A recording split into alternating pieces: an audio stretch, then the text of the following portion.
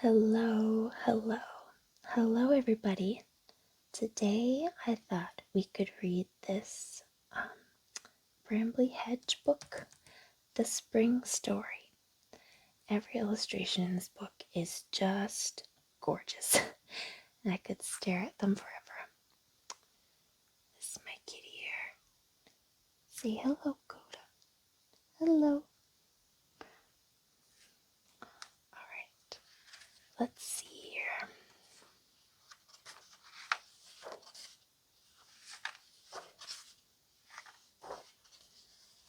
Spring Story.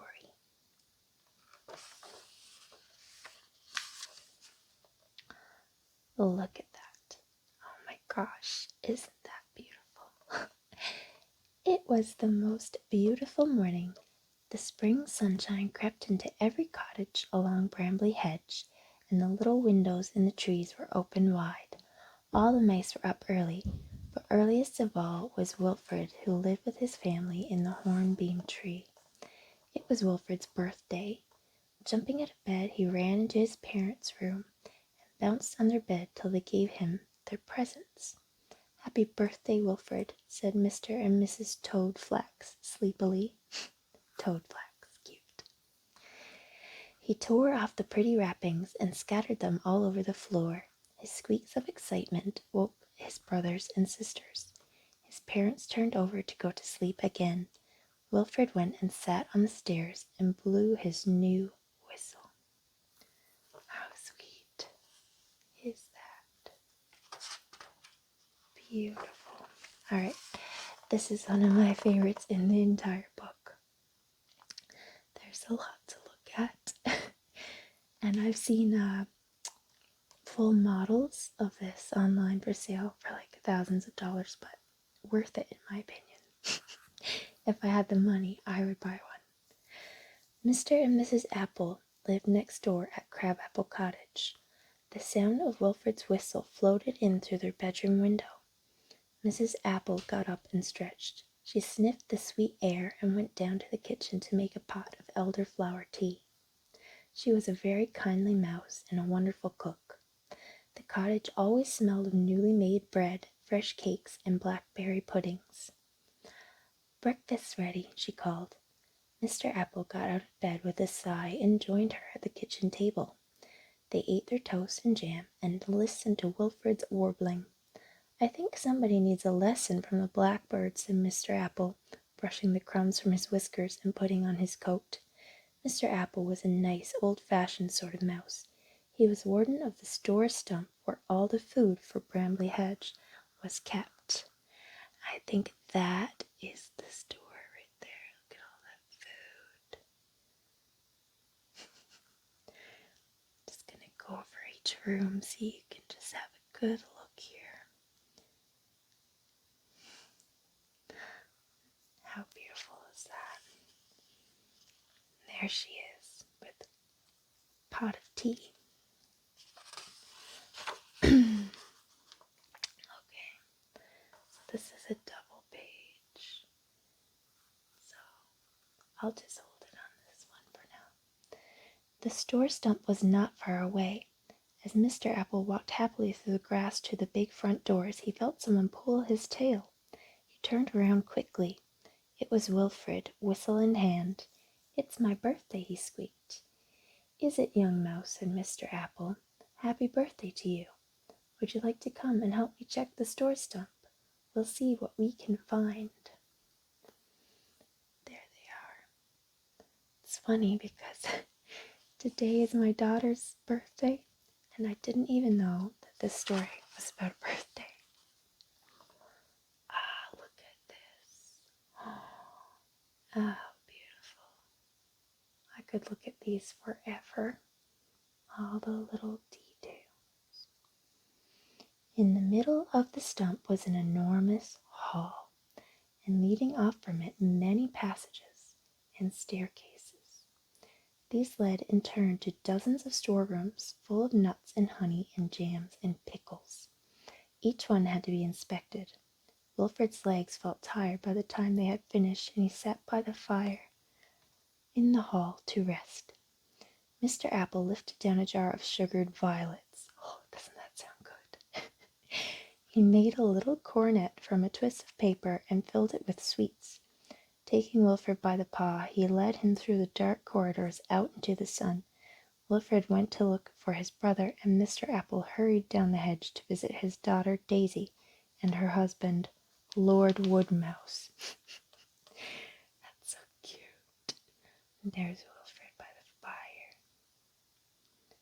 Look, all that food looks so good to me. Looks better than food in real life. Okay, here we are.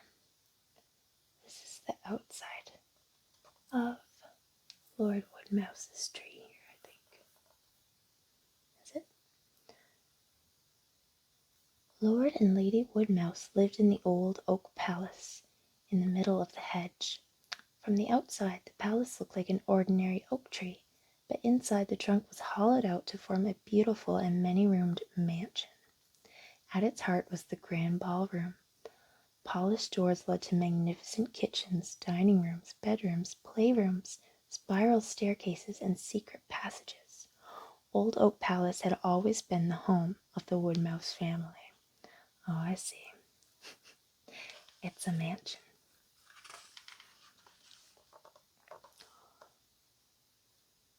Oh, wow. It is a mansion. Wouldn't you just love to have this room? Oh my goodness.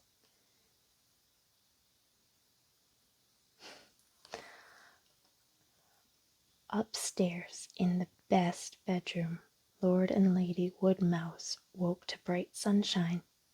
What a perfect day, sighed Lady Daisy as she nibbled a primrose biscuit. When they heard that Daisy's father had come to call, they were soon up and dressed and running down the winding stairs to greet him.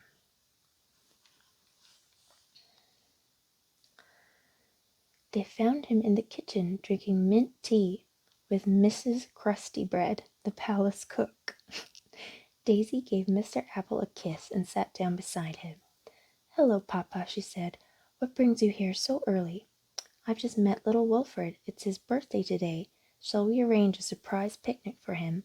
"What a wonderful idea," said Lord Woodmouse. Daisy nodded. "I'll make him a special birthday cake if his mother agrees," said Mrs. Crustybread, hurrying off to the pantry to find the ingredients. Oh, I hope we get to see a pantry. No, not on this page. Oh, look. Everyone was to be invited, of course, so Mr. Apple set off up the hedge towards the wood, and Lord Woodmouse went down towards the stream, calling at each house on the way. The first house on Mr. Apple's route was Elderberry Lodge. This fine elder bush was Basil's home. Basil was in charge of the store stump cellars. He was just getting up. "A picnic, eh? Splendid. I'll bring up some rose petal wine," he said, shuffling absent-mindedly round the room looking for his trousers. Rose petal wine also sounds really good. Basil had long white whiskers and always wore a scarlet waistcoat. He used to keep the other mice amused for hours with his stories. "Ah, there you are, you rascals," he exclaimed, discovering his trousers behind the sofa.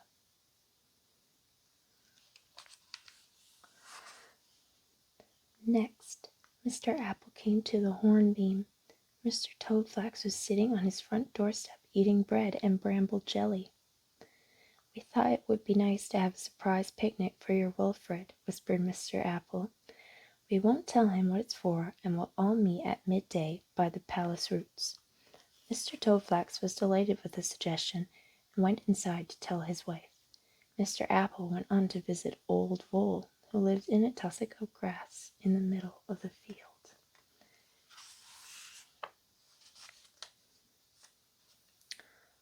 Lord Woodmouse, meanwhile, was working his way down to the stream.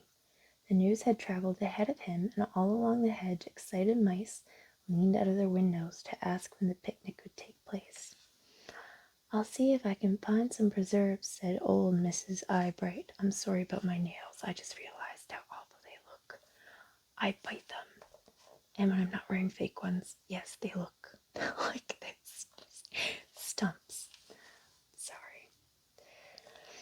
Shall we bring tablecloths, called the weavers who lived in the tangly hawthorn trees? Poppy Eyebright from the dairy promised cheeses. Oh, look at those cheeses. Those look so good.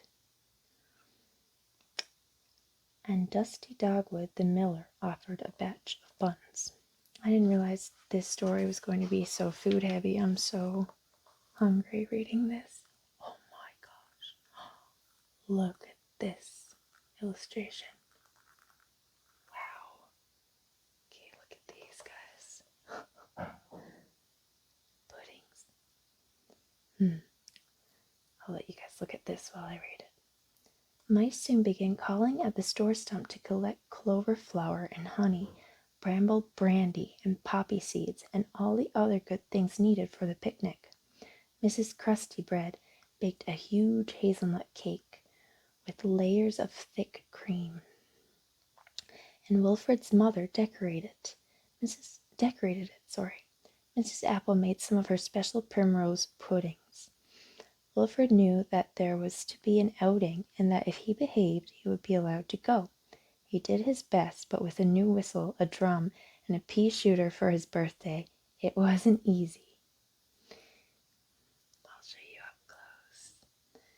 All the beautiful things in this picture.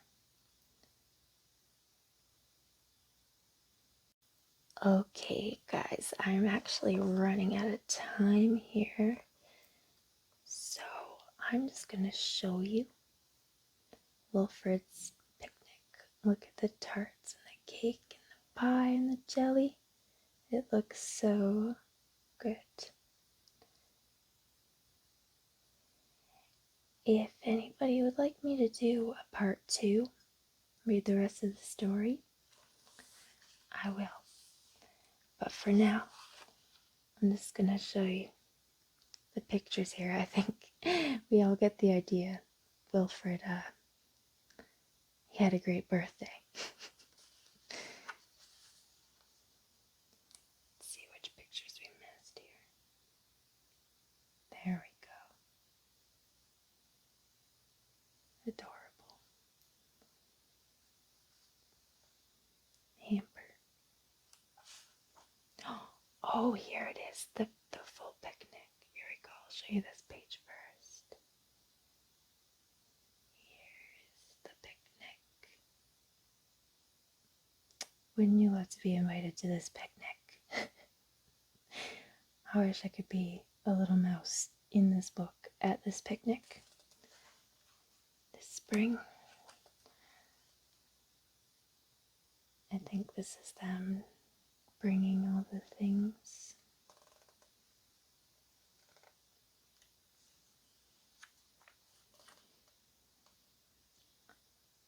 This is them all outside of the palace.